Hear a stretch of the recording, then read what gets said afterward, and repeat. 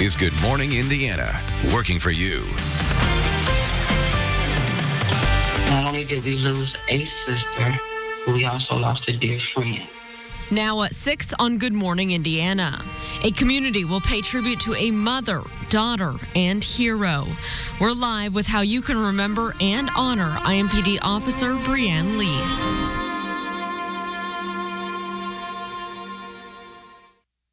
The coronavirus outbreak is leading to an increase in emergency calls. Working for you, we're looking at how leaders in the Hoosier State are preparing for even more calls.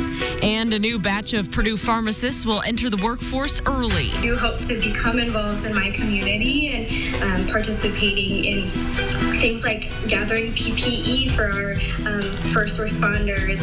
This morning, how they hope to relieve some of the pressure on the healthcare industry.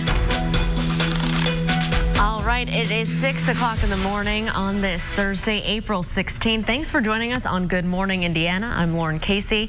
It's an exciting morning because I can see Rafael Sanchez and Todd Clausen here in the studio. A little different today, but we are very spread out. We have all our supplies cleaning-wise, so we are staying safe. Rafael, first, good morning to you. Good morning to you. We are at a distance, and today, of course, we'll be covering the funeral of Brianne Leith, bringing us together for that somber occasion, so we're here together. But let's first check your forecast with Todd Clausen. Todd, I saw snow yesterday, briefly in Johnson County for about 2 minutes. I thought, what's going on? Yeah, you know, we got that big burst when that front came through, and it was rain, some snow pellets, and then it moved through, and the sun popped out briefly throughout the afternoon hours, but we have just been running well below normal. I'm getting sick of showing you this purple map, which is the freeze warnings that are in place across all of central Indiana. I think as we get into tomorrow, we probably may drop some of those freeze warnings. We won't be quite as cold as we are this morning, only to replace it, though, with some accumulating snow for some of you. 25 in Bloomington right now, as well as the Purdue area, 25 in Spencer, Greensburg, same temperature. 27 is the current reading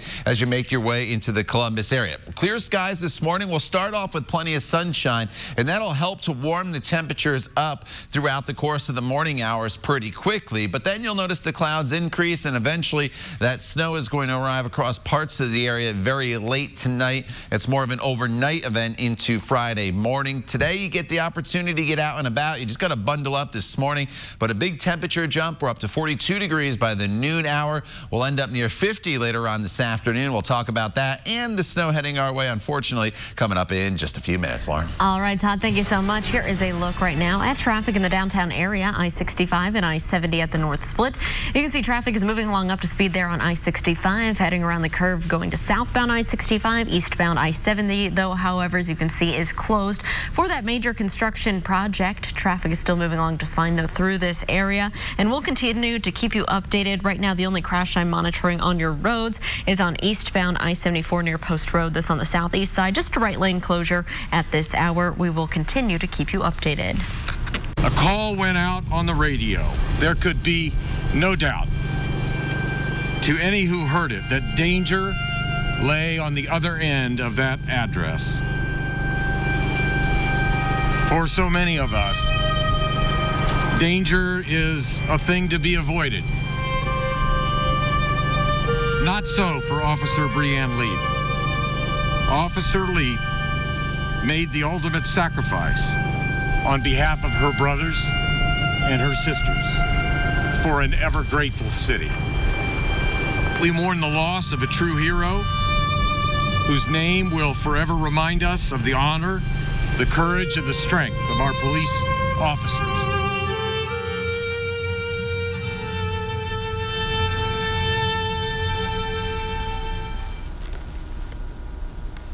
It is a somber morning in our city. The time now is 6:04. The city of Indianapolis will say final farewell to a brave public servant.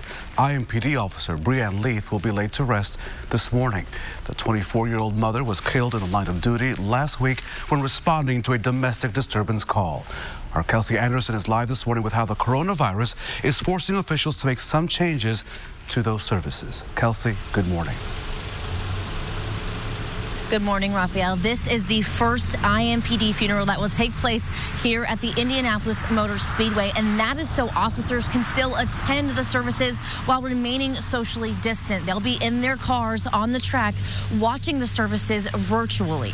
Because of the ongoing CDC restrictions, the public will not be able to attend the services, and there will be no visitation. Community members are instead being asked to participate virtually. Officer Brianne Leith is remembered for her dedication and commitment to her family and the city of Indianapolis. And as we've all seen from pictures of Officer Leith, a contagious smile that can light up any room. We spoke with Major Ida Williams, who says anyone who met Officer Leith knew just how much she loved her job. We never hesitated to talk to young people or those that were interested in law enforcement. She often shared her experiences on what she went through to become a police officer. So again, I would ask that to hold on to the memories that are being displayed about her and just know that she loved this job more than anything. Again, the funeral for Officer Leith is at 11 o'clock, and a procession will escort her remains to Crown Hill Cemetery. With the exception of the Chief of Police and the Honor Guard, IMPD officers will not be able to participate in the graveside services.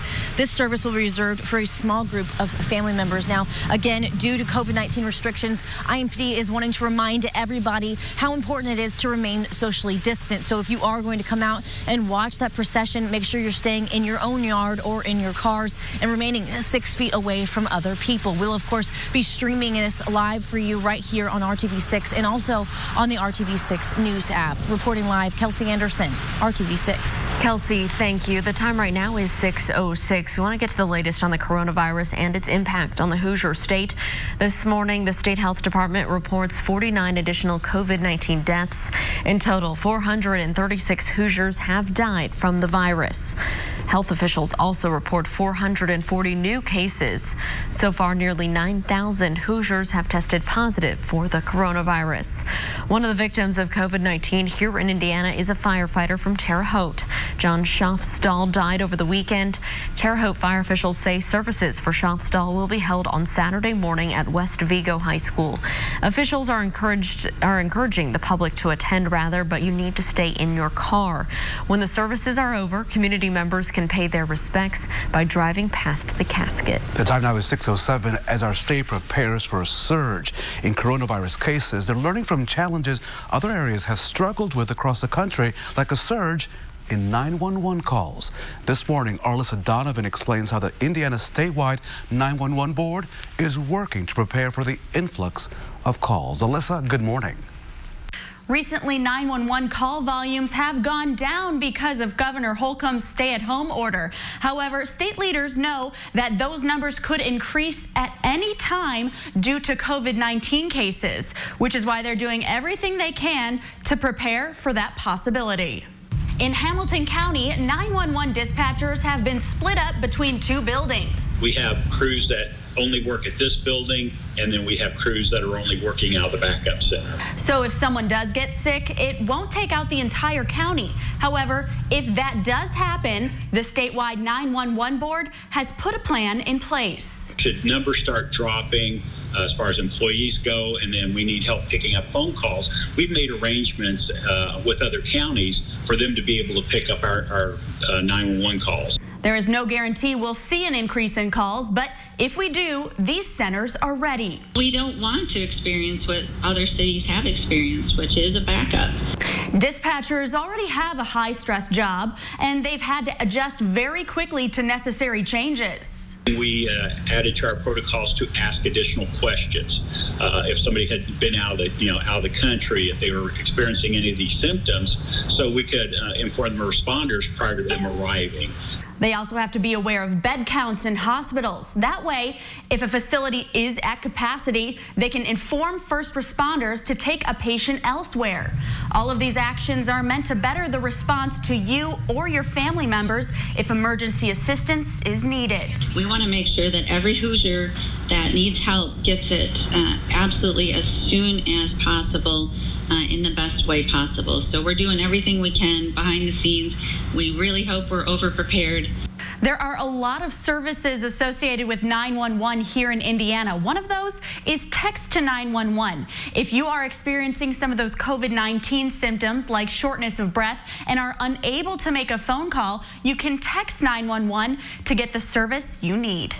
I'm Melissa Donovan, RTV6. Got 3 up yet? Okay.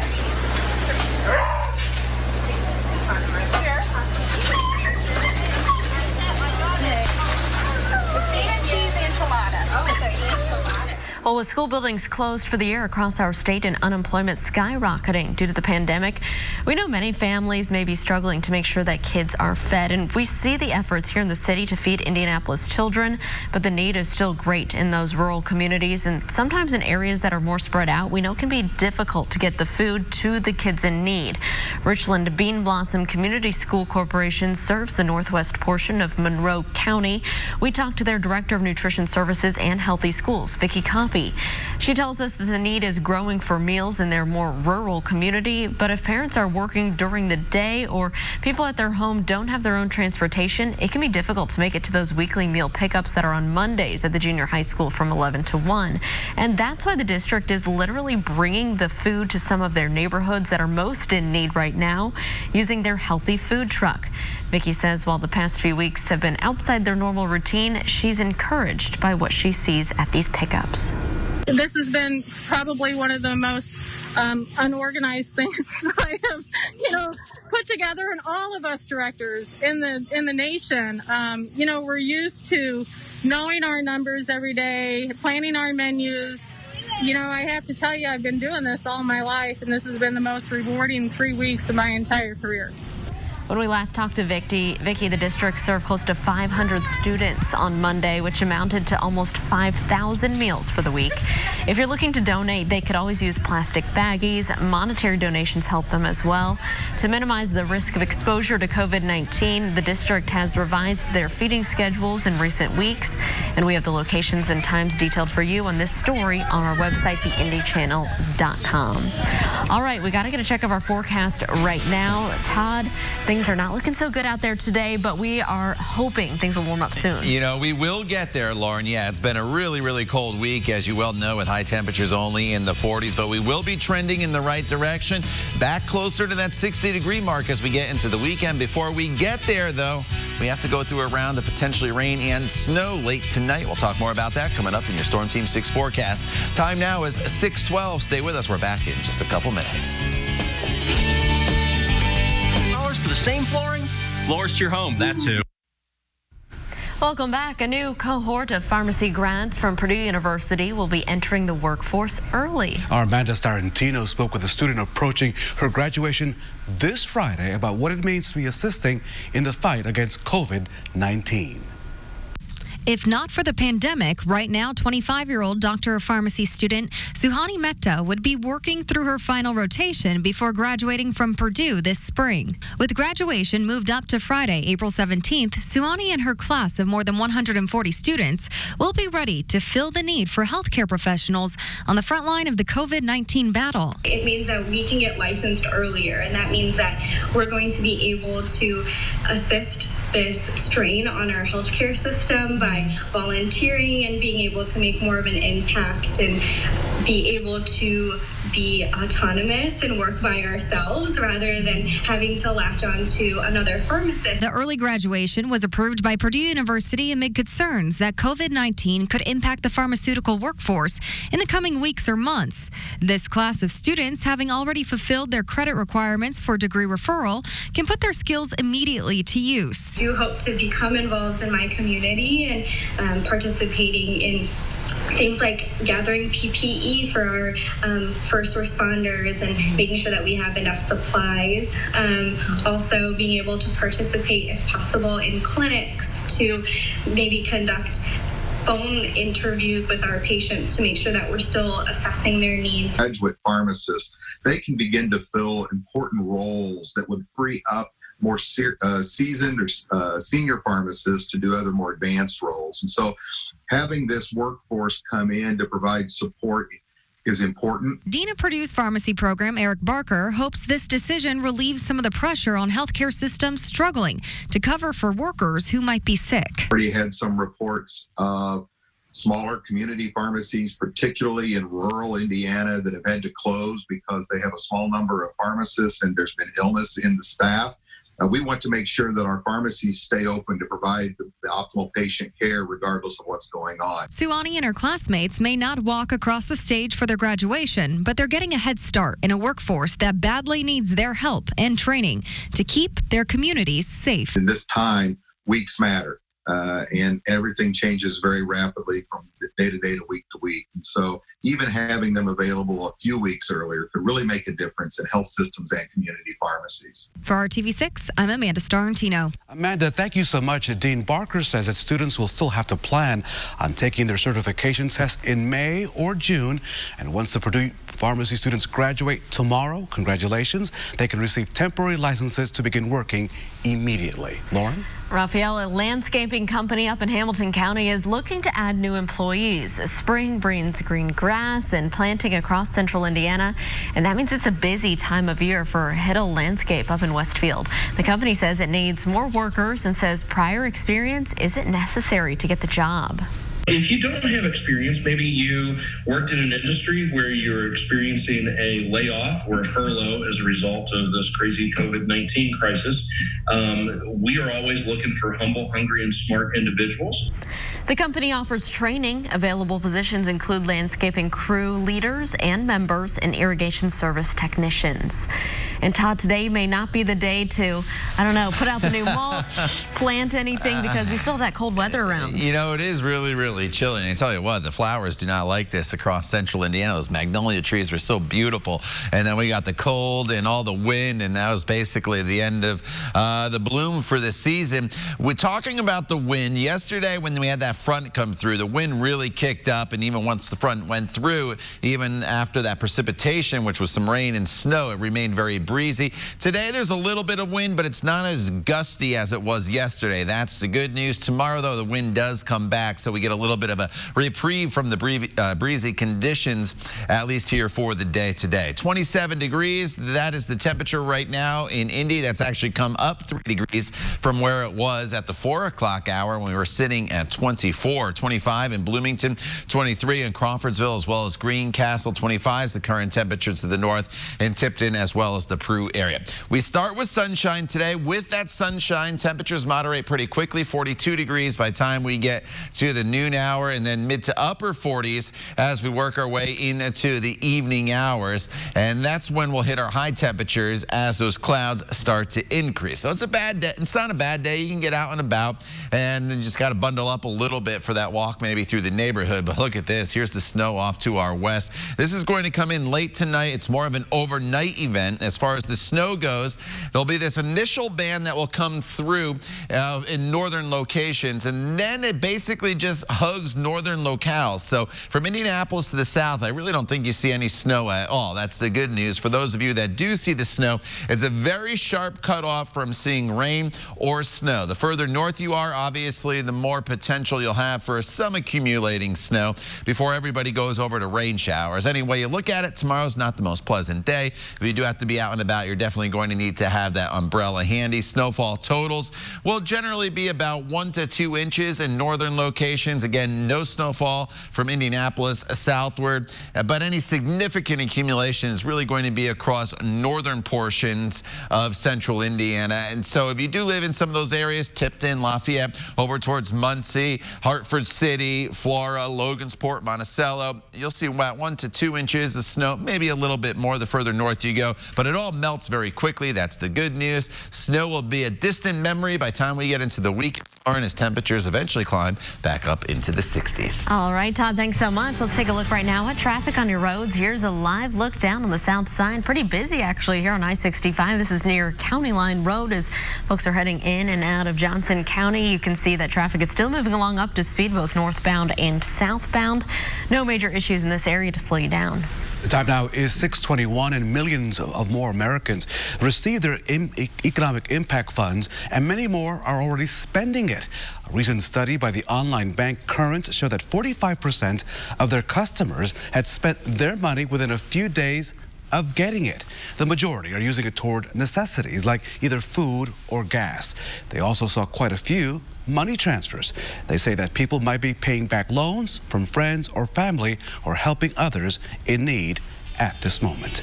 You're watching Good Morning Indiana right here on RTV6. Working for you. It is 6:24, and it is time to talk about what is trending at 6. So, Raphael, I don't know if you've gotten out and about in your neighborhood, but I've enjoyed seeing some sidewalk art on some of my neighbors' driveways, right? So that's bringing the joy of Disney to sidewalks here in Hillsborough County, Florida. Brian Morris, says he is right here, is creating some chalk walk art. Yeah, take a look at that. It features portraits. Here's Lady and the Tramp. There's Baby Yoda right there. Drawing on the sidewalk with his 2 daughters, he says they've been a huge hit with the neighbors locked up amid the pandemic. This reminds me of Mary Poppins. Yeah, I have a hard time just making the hopscotch boxes. I know. I can't imagine doing that. Yeah. Wow. Very cool. Okay. So paging not Dr. Loki, but Dog Tour Loki. See, a 2-year-old Rottweiler named Loki usually serves as a therapy dog at the University of Maryland Medical Center in Baltimore.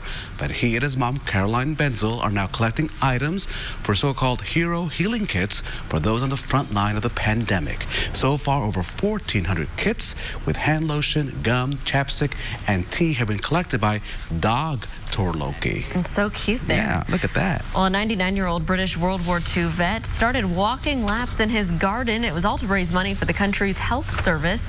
Tom Moore ended up raising millions of pounds.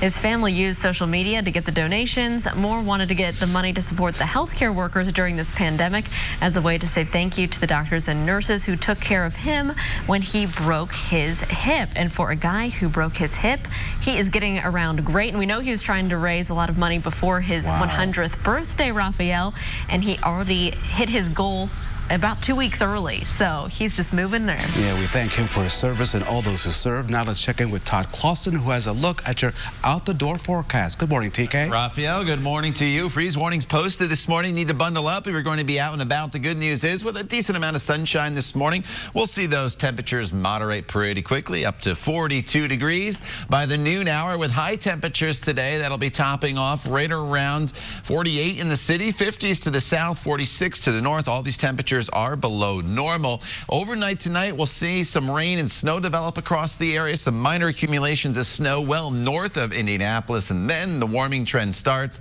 We'll be taking that warming trend all the way into next week when we finally get back to seasonable levels, which should this time of year be right around 64 degrees. I am dreaming of Saturday. Todd, thank you so much. Millions of Americans are getting their stimulus checks, but many people won't see any money at all.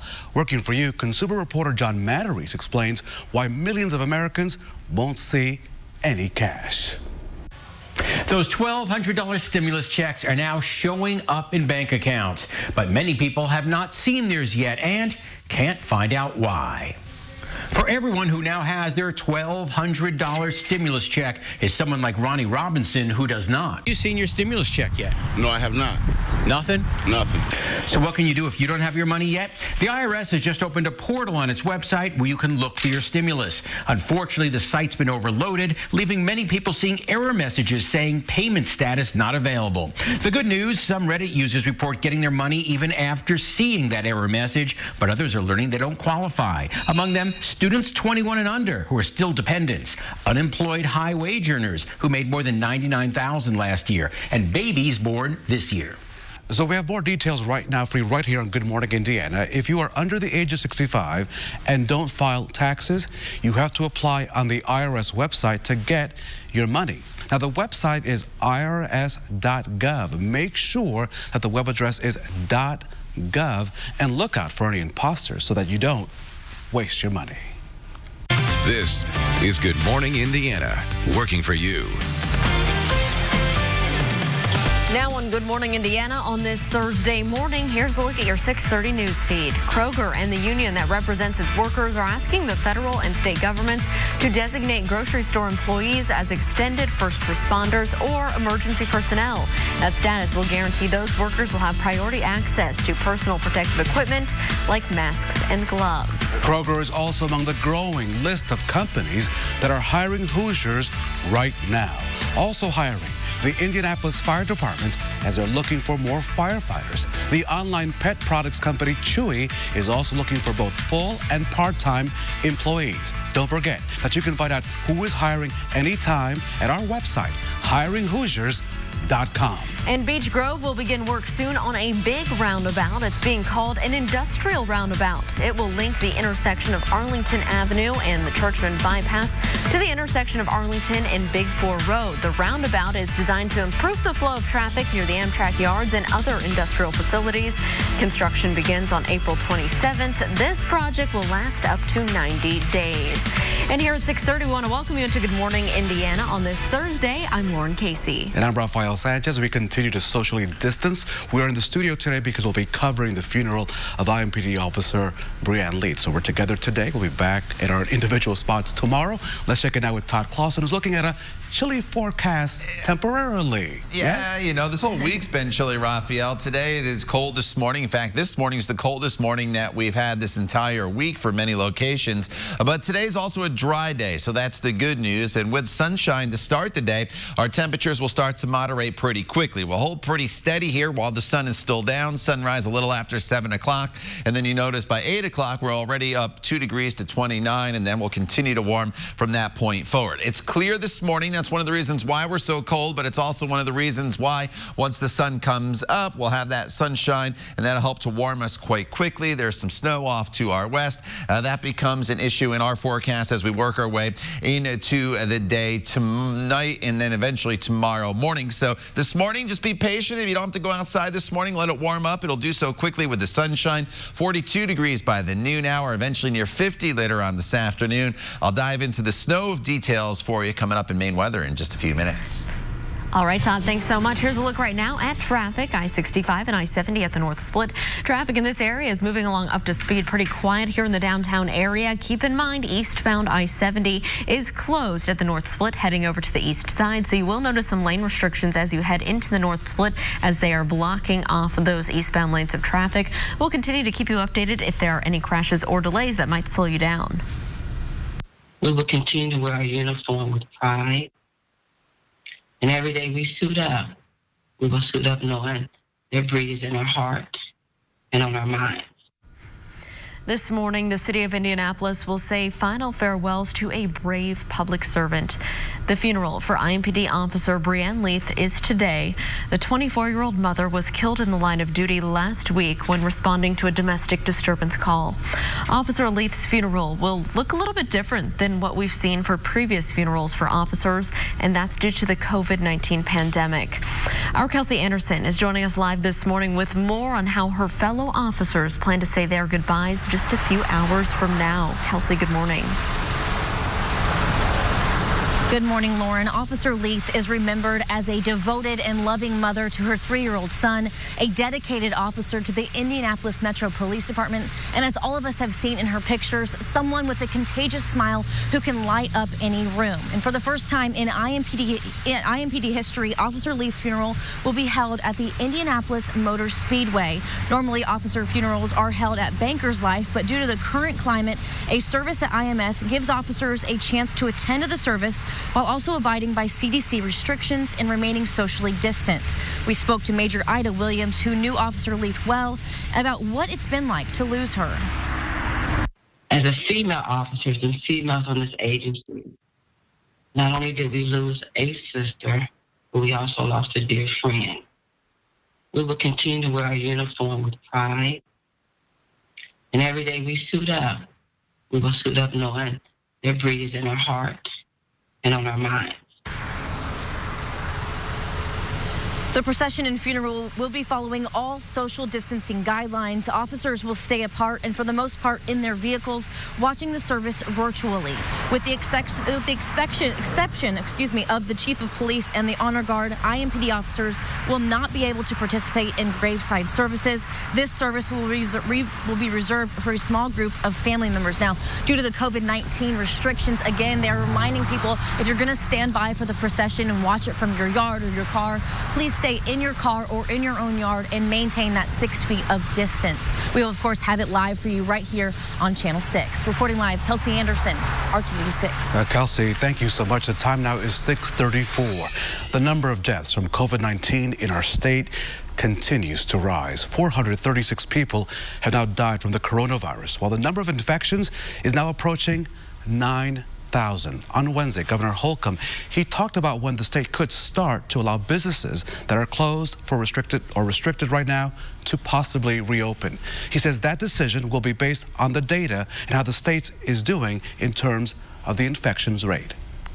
In terms of how we will reopen or re-engage on the economic front, it'll be a rolling reopen. It won't be all at once. It won't be flipping a light switch. I've said from day one that while we may be one of the first to go into this, my goal is to get us to be one of the first out of it and to have a healthy workforce ready to go. The governor says he's working with business leaders and organizations to see when they feel it would be safe for them to reopen. He's also coordinating with the governors of Ohio and Kentucky to decide on the safest time for the region to resume normal business. At 6:35, we know hotspot cities like New York experienced close to a 100% spike in 911 call volume during their surge periods. While Indiana doesn't expect that much of an increase, state leaders know there is potential for more calls to come in due to COVID-19, and that's why they're now preparing. Our Alyssa Donovan explains how statewide 911 call centers are preparing to respond quickly to you and your family. Alyssa. State leaders say there's no guarantee there will be a spike in 911 calls due to a surge in COVID-19 here in Indiana. However, if it does happen, they are completely prepared. Indiana's Public Safety Answering Points, or PSAPs, are part of a system led by the state's 911 board. Indiana is a world leader in 911 technology with important life-saving programs like text to 911 and language interpretation services to help people who call and need a translator. The board has the ability to adapt to situations like this because of its structure. Recently, they have been preparing for any issues that could arise due to COVID-19, ensuring each county has another county dispatch center ready to take over in case of emergency. Marion County, which receives the highest amount of 911 calls, has multiple counties prepared to take over. Indiana State Treasurer Kelly Mitchell says ensuring these safeguards are in place could help save lives during a COVID-19 surge. We don't want to experience what other cities have experienced, which is a backup of calls or of people waiting for help or for transportation. We want to make sure that every Hoosier that needs help gets it absolutely as soon as possible in the best way possible. So we're doing everything we can behind the scenes. We really hope we're over-prepared. And this is a great time to get the Smart 911 app. This is a way for you to create a profile that will pop up when you call a dispatch center. This can give information like other health issues you may have, as well as attach your cell phone with your home address so dispatchers know where to send emergency crews. I'm Alyssa Donovan, RTV6. Alyssa, thank you. Well, we know there's a lot to keep track of as things are changing daily with this pandemic, and that's why we put everything you need to know about COVID-19 in one place. That includes the latest numbers and what they mean, frequently asked questions, and a list of COVID-19 symptoms, and also the companies that are still hiring right now. All of that information is up right now at theindychannel.com/coronavirus. Here's a big question now in our state. Why are people of color getting sick with COVID-19 more frequently than the general population? Next on Good Morning Indiana, some lawmakers say it's time for the state to investigate that deadly disparity. Everybody, visit us at TomWoodSubaru.com. We could be the bridge between the community and some of these higher stakeholders.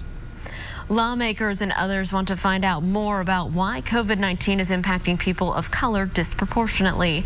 We've seen the numbers both nationally and here in the state of Indiana. African Americans are much more likely to get sick and die from the coronavirus than the general population. RTV6's Cornelius Hawker has been following this story since Indiana released its first data about COVID-19, Lauren, and its connection to race. He shows you what lawmakers are now saying and the governor wants to do, as well as community activists. We are directly impacted ourselves. We are from this community, and so we know these people organically. That's why D. Ross says legislators and other community stakeholders should be getting in touch with people like him to address COVID-19 and its impact on the Black community. We know exactly what we need and don't need. We are the answers to our problems, and they need to understand how important it is moving forward to having us, the community, at the table. This comes after alarming statistics show African Americans in Indiana make up 20% of COVID-19 cases and deaths, while only being 10% of the state's population. The Indiana Black Legislative Caucus sent this letter to the governor, urging him to adopt the measures they included in it. Testing in triage centers in Black communities, anti-racism training for health workers, and an outreach campaign geared toward African Americans are just a few of them. All recommendations those in public policy say could address the overall issues in the Black community caused by decades and decades of discriminatory laws and practices. It boils down to actually just calling things being related to race. I think often the language gets conflated in things like poverty or crime, when really we're seeing that these racial disparities are happening regardless of income, regardless of history, regardless of some of the behaviors that folks like to kind of conflate with race. For D. Ross, this COVID-19 outbreak is personal. It's why he's fighting so hard to help those who are most vulnerable. This virus is real. It's very real. I have 3 family members on life support fighting for their lives. I lost a family member and a friend to this virus. We have to take this more serious and urgent. Working for you, Cornelius Hawker, RTV6. Cornelius, thank you. In response to their letter, Governor Holcomb says he's looking forward to working with the Black Caucus. The Ross Foundation is partnering with several other community groups to give out much-needed essential items and information. The time now is 6:43, and RTV6 is working together with the United Way of Central Indiana. We're teaming up for the COVID-19 Community Economic Relief Fund. That initiative supports organizations that serve people and families affected by the pandemic. You can donate to that fund by texting HELP 2020 to the numbers 91999. Well, Raphael, it is Thursday, and of course, that's the day we dig into the archives here at RTV6. And today, for Throwback Thursday, we look back at a scary time in the history of a storied institution. We'll show you how a college campus reacted to a series of devastating fires more than 3 decades ago. Todd. Lauren, yesterday we were dealing with rain and snow and gusty winds. Today's a much more quiet day. It's still very cold as you walk out the door this morning, and even though the clouds increase, temperatures will climb into the mid-40s. Enjoy the sunshine today and the opportunity to get out and about. Tonight, rain and snow returns to central Indiana. We'll talk about snowfall potential coming up in Maine weather in just a few minutes. The time now is 6:44. Stay with us. We're back in just a few minutes. $2 for the same flooring? Floors to your home, that too.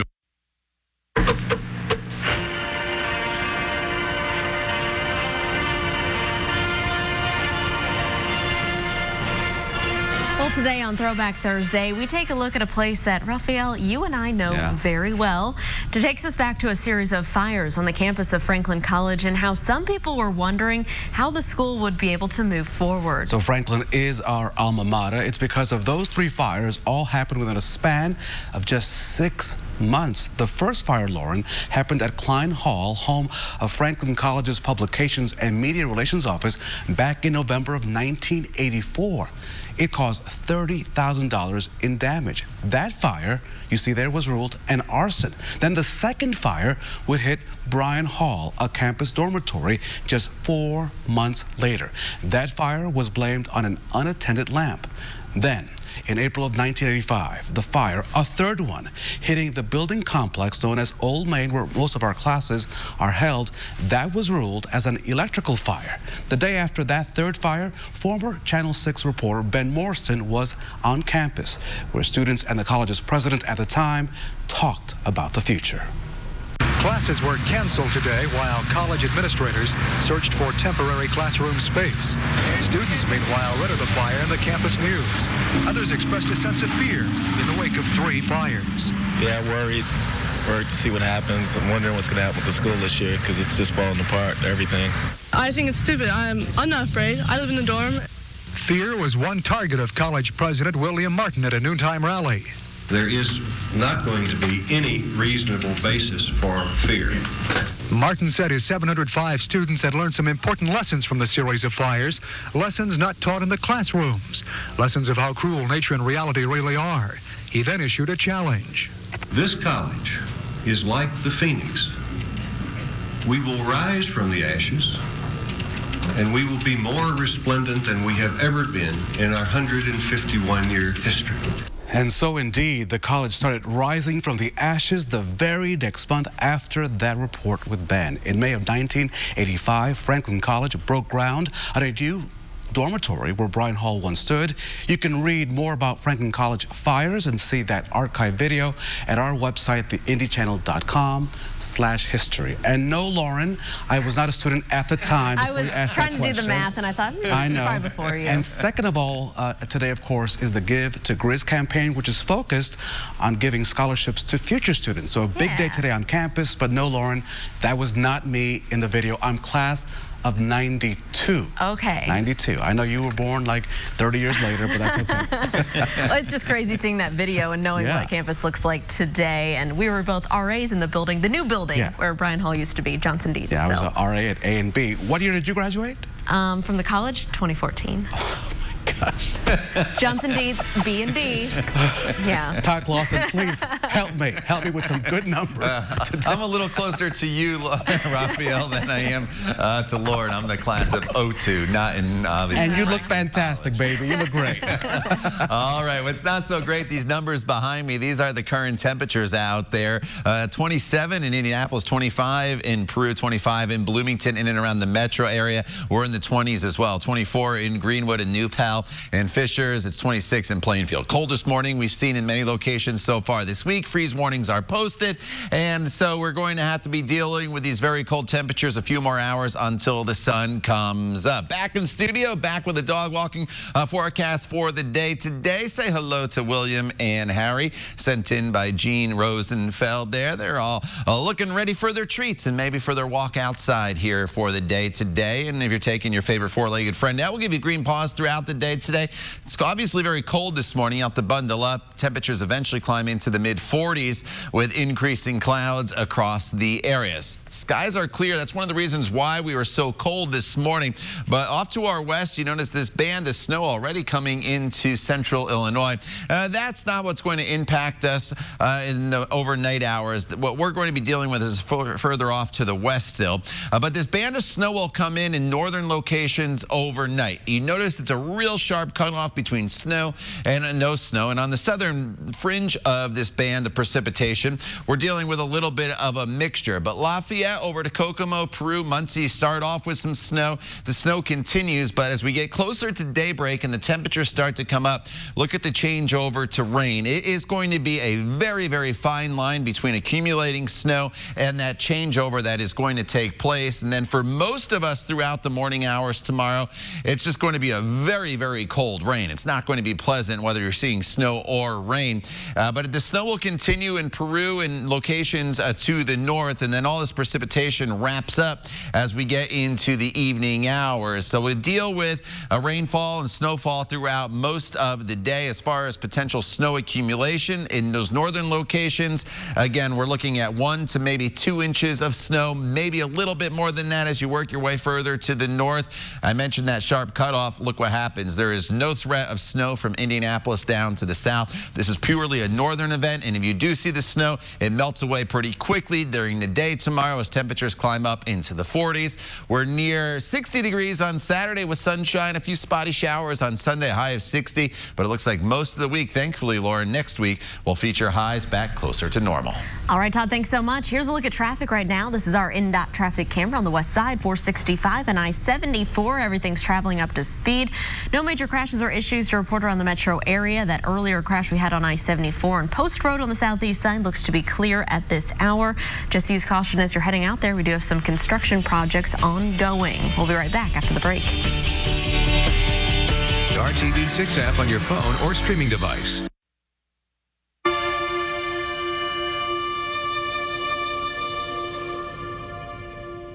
So again, I would ask that to hold on to the memories that are being displayed about her, and just know that she loved this job more than anything. A somber day in the life of Indianapolis Metropolitan Police Department. It'll begin shortly. The body of Officer Brianne Leith will soon be taken to the Indianapolis Motor Speedway. And that's where the funeral for the beloved officer killed in the line of duty will be held today. That service is scheduled to begin at 11 this morning. The public not allowed to attend because of the coronavirus restrictions, but you will be able to watch the funeral here on RTV6. We'll have complete coverage of the funeral processions all throughout the day at the IndyChannel.com and the RTV6 Facebook page. We do want to get one final check of our forecast as we start this Thursday. Todd, people need to bundle up this morning. Yeah, you know, it's really cold this morning. Temperatures are in the 20s. We'll start off with sunshine. The clouds will increase throughout the day, and we'll eventually climb into the mid-40s. Overnight tonight to the north, some accumulating snow, 1 to 2 inches possible. No snow, though, here in the metro area, and points to the south. It'll be mainly rain. Tomorrow's not going to be the most pleasant day, but warmer days are ahead as we work our way into the weekend and beyond. Todd, thanks, and thank you for joining us. We're back here in 25 minutes and all throughout Good Morning America with news, weather, and traffic. And remember, the news is on throughout the day on the RTV6 app. What a beautiful city. We'll see you tomorrow morning.